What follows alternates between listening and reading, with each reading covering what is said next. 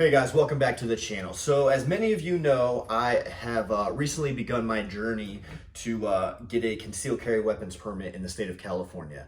Now, I do have active permits in Virginia, North Carolina, and I just applied for my Arizona. However, California is an entirely different beast, and it can be intimidating, but it's fairly easy. It's just very tedious and time consuming.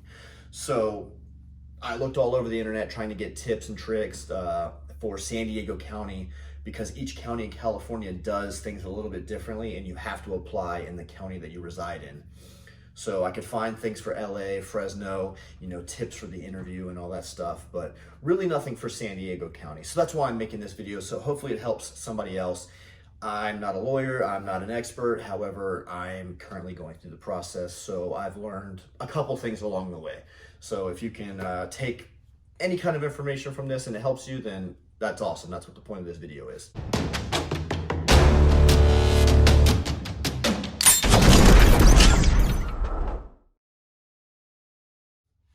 So first and foremost, you get onto the San Diego County Sheriff's website. And when you go to their website, there's a tab for CCWs. It's pretty big, concealed carry weapons permits. And then once you click that, it's either apply for a new permit or renewal. So if you've never had one, obviously you're gonna click new permit. As soon as you click it, the application populates. It's all electronic. So you fill out all your information, be honest, be truthful, because they're gonna run a background, so they're gonna find out anyway. So just put the crap on there and don't lie. You can get away with some stuff if you have a little bit of a checkered past, as long as you're a quality citizen now, you're not like a felon or anything crazy, you're gonna be all right. So if you've got a couple speeding tickets, accidents, a misdemeanor for something crazy, I don't know, just put it on there because they're gonna find out. So there's nothing worse than a liar. So once you fill that information out, all that information in your application populates to an electronic database, and your appointment is scheduled through a program called Permitium, and each county either uses that or some other different software that they use. However, I think Riverside and San Diego and maybe a couple others use Permitium. So once you get onto that, you select the soonest available interview time. And when I applied in September of this year, 2022, it's now December 20th, my interview wasn't until July of 2023. So I'm like, man, I got plenty of time to kill. So while I was waiting, I went ahead and uploaded all my required documents, and it tells you that, within there, like, hey, here's what you need to have uploaded by the time your interview comes around. So that way they have the, required documentation. So that's just proof of residency. So for me, that's my military order showing that I'm stationed here in San Diego County in California. A couple of utility bills. And since I don't have a California driver's license, I had to upload a copy of my, my North Carolina driver's license and my military ID, and that, suffices, because I understand just because I'm stationed here doesn't mean I'm going to change everything over. So I uploaded all my required documentation. And the reason that the interviews are so far out is because San Diego County only does them on Mondays. So it's created this huge backlog of like almost a year wait. So if I would have had my original interview date, it would have been, 10 months before I actually got interviewed. But luckily, I got lucky, and I'll get into that later. So one mistake I made, and I'm letting you guys know, is don't do your firearms training early. So I bought one of my handguns here in California, so that was good. It's already registered. My other ones that I had brought with me from out of state, I had to register them in California in order to be able to put them on my concealed carry weapons permit, because California is weird. Whereas most states, you get a permit, you can carry whatever you own, whatever. California, you have to list those specific firearms that you're going to carry on your application, because they will be printed on your permit. And if you carry anything other than what's listed on your permit, you're screwed, my guy. So don't do it. So anyway, I paid the $19 to register my 4 handguns. I have more than 4, but the 4 that I'm going to carry on my permit. So I went ahead and paid the $19. It's all electronic. I didn't have to mail nothing or deal with paperwork. Just filled it out online and submitted it. So that was easy. The application was $120. So, you know, I'm up to $139 right now just in applying and registering my handguns in California. So where I jumped the gun was that I did my handgun training, and you have to qualify, and I use that word very loosely because the qualification is a joke. It's super easy. So I wish you had to do an actual firearms, you know, handling, familiarization training course, but it's literally just to show up and qualify and hope you know what you're doing. So you can imagine it's a little scary when you're looking at the guy next to you online and he's like, how do I load this thing? And you're like, and you want to carry? Blows my mind. But hey, California knows what they're doing, right? Whatever. So I went ahead and jumped the gun and did that training. And where I failed to do my homework is reading the fine print. Your handgun training is only valid for 90 days prior to your permit being issued. So I did mine in October, not realizing, hey, my appointment isn't until July, so I'm gonna have to do this training again because they're not gonna, you know, accept it because it's outdated. So whatever, it is what it is, right? So anyway, I kept checking the Permitium site because my appointment wasn't until July. And I've been a part of a couple different Facebook groups and some forums, and people just kept saying, hey, log in every day and keep checking because people will cancel or reschedule, and then those dates will open up. And I'm like, awesome, cool. So I've been doing that for, you know, since I applied in September. I've just been checking, you know, maybe not every day. I've skipped some days, you know, here and there, some weekends I got busy and never logged in to check it. But then from the heavens, today's the 20th. So last Thursday, I just happened to check it. I got off work a little bit early and I just happened to log in on my phone, and boom, it said Monday the 19th is open at 2:30 p.m. And I'm like, oh, yes. And I clicked that thing faster than you can imagine. And luckily I locked in that appointment time and I saved myself, what? 6-7 months of wait time because I got in December 19th instead of July 17th. So essentially saved myself 7 months of wait time, which is huge. And that's over half of a year, you know, that I would just been sitting waiting to go get talked to. So anyway, interview day comes up and I'm like, whew. So this past weekend, I'm like, you know, I'm on YouTube looking like I can only find stuff for LA County, Fresno, like just tips for like what to expect on the interview. Not that I'm, you know, nervous or like I'm a felon or anything crazy, but I'm nervous in the sense that like I don't know what they're gonna ask and I just want to be prepared, you know. I don't want to sound like I'm making it up, and I don't want to give them a reason to look at me and be like, I don't know about that guy. So anyway, I looked it up and I didn't see nothing. All I can find was the different counties, and they just gave me the heads up, like, yeah, they're gonna ask what's on your, you know, application. Just, you know, make sure that none of your answers vary from what you put on your application and all that stuff, and blah blah blah. So I'm like, all right, whatever. I'm just gonna go into it and we're just gonna see what happens. So today's Tuesday. Yesterday rolls around. I show up for my interview. I'm like, all right, I'm half an hour early. I'm not going to be late. I'm going to be ready to go, dressed, you know, a little bit nicer than I usually do. Usually just, you know, bumming it, real casual.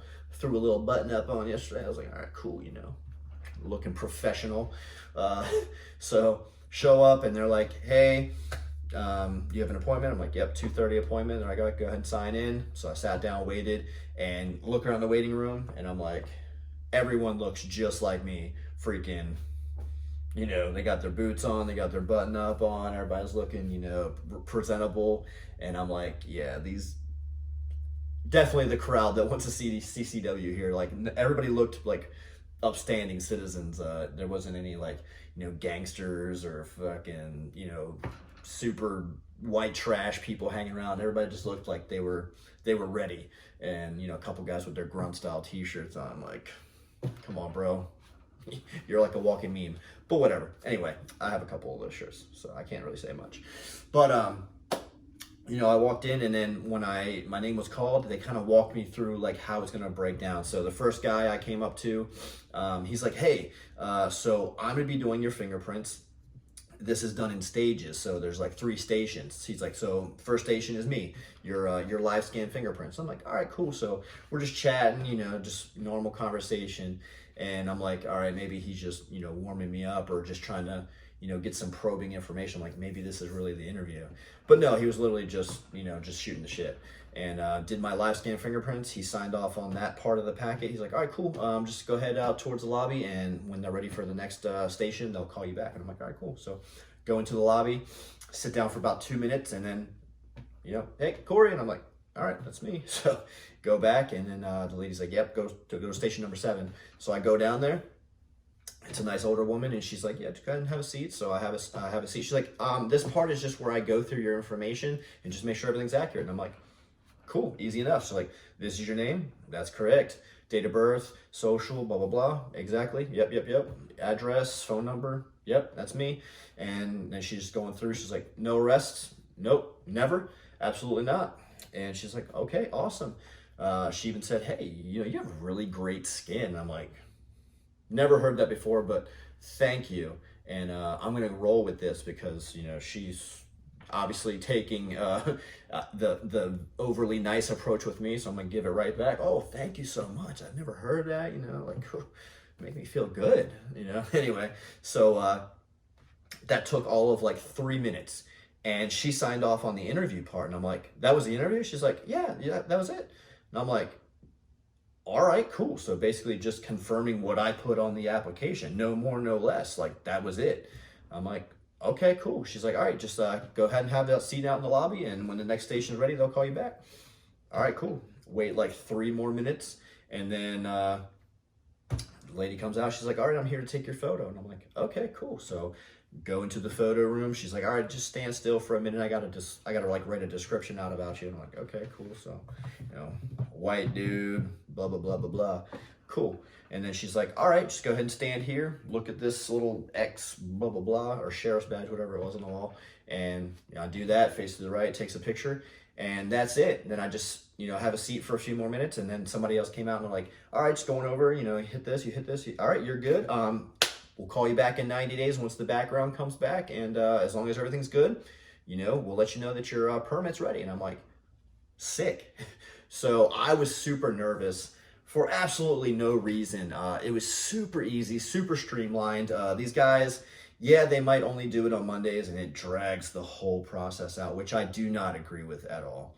However, once you do get in, they're used to it. Like they got the system down, so you get in and out pretty decently.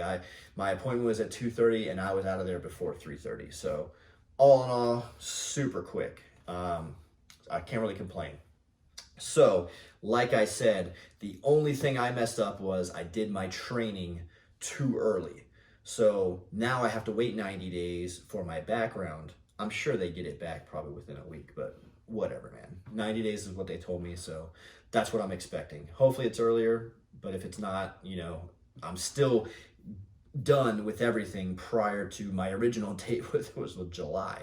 So right now, March at the latest, I should hear back and have my permit, because I don't have anything on my record. So should be good. Should be. All right. So anyway, ideally, I would wait closer to that 90-day window, or wait till I hear back and then do your firearms training. Because if you pay to do it, which is like in California, depending like where you go, it's around $200 for the firearms training class. So I already paid that. So I'm, you know, $200 for that, $120 to apply, and then the $19 to register my firearm. So I'm in this, you know, almost $400, and I'm not even guaranteed to get my permit. And I potentially have to take my firearms training course again. So that's a $200 mistake on my part, which sucks, but you know, lessons learned. You know, hopefully I saved you guys $200 so you don't make that same mistake. So a lot of people wait till they hear back and they're good, and then, you know, the sheriff's like, all right, cool, you're good. We just need your training cert, and then once that's uploaded, call us and let us know, and then we'll, you know, schedule you to come pick up your permit. I'm gonna wait probably about 30 days, and then I'm gonna email them and be like, hey, I did my training early. Is that still gonna be good? or am I going to need to do it again? And depending on what they email me back, maybe they'll be like, you know what, you're active duty military, you've already done the training. Yes, it's supposed to be within 90 days, but you'll be fine. Hopefully that's the case, all is well. But if they do make me do it again, then that's just what I'm going to have to do. And I'm going to try to have it done before the 90-day mark. That way, when they call me on the 90 days, I don't have to, wait another week or two to like give them a heads up and be like, okay, I'm done now. I want to be done with everything by the time they contact me. That way, there's no hiccups. Nothing is holding me up any longer. Because every day that I don't carry is a day that I feel vulnerable. And I hate that feeling. I never want to pull my firearm. I never want to have to use it. But it's just knowing that I have it just brings me, peace. And it's really not so much for me, it's my family. Because, out here in California, there's very good parts and there's very crappy parts. Poverty rate is through the roof. And, when people are desperate, they're willing to do things that they may not necessarily want to do, but they have to do out of necessity to survive. And, at the end of the day, can I really blame them? I mean, yeah, they should be doing something about their situation, but who am I to judge? I don't know what they're going through. So anyway, getting off on a tangent. I just feel better knowing, better to have it, not need it. I love that freaking motto. It's super cliche and cheesy, but it's true. I'd rather have it and not need it than need it and not have it. So it is what it is. Some of you guys are like, F a permit, I'll do what I want, government can't control me. That's great. However, I'm not going to throw away a 16-year career because I'm a felon now, because I'm carrying illegally, because I went to reach something in the Walmart shelf and somebody saw a pistol and reported me, and I'm not legally allowed to carry it. So I'm not playing that game. If you want to, great, cool. I'm not complying and being a weak ass. I'm protecting myself and my family even more, because if I don't have a job, I don't have a career, then they're screwed. So, do what's best for you. If that's what you want to do, cool. Have at it. Be an outlaw, brah. I don't care, man. Fucking anarchy. Do what you do. I'm not going to do that. I'm going to try to do things the law-abiding way, because that's what separates us from the animals, is what it is. So hopefully this helped you out. Hopefully this helped dissect the misconceptions a little bit for San Diego County. If you have any questions, comment them down below and I'll clarify something if I maybe, glazed over a certain subject or missed something. But basically, you apply, make sure your firearms are registered in the state, upload your documents, keep checking Permitium daily to get a sooner appointment, and jump on it as soon as you can, and then wait until after your interview to do your firearms training, or once your 90 days after your interview have expired and they say, hey, you're good. So either one of those things, either right after your interview or once you hear back from your interview after those 90 days. That's when you should do your firearms training. And that's it. Super easy. It's going to be about $400 to get your permit. There are some final fees once you actually, are approved and you go to pick up the permit. I think it's like $90 or something. So, $490. Is that expensive? Absolutely. Is that absurd? Absolutely. Is it Californian to be expected? Absolutely. So, that's a small price to pay for peace of mind for the next few years, being able to carry and knowing that I at least have a chance to defend myself. Maybe I still get clapped. Maybe I still get owned. Whatever. But at least I had a fighting chance. You know what I mean? So that's all I can ask for. So thanks for watching. Like, comment, subscribe, do all that good stuff. Again, if you have any questions, leave them down below. Have a good night.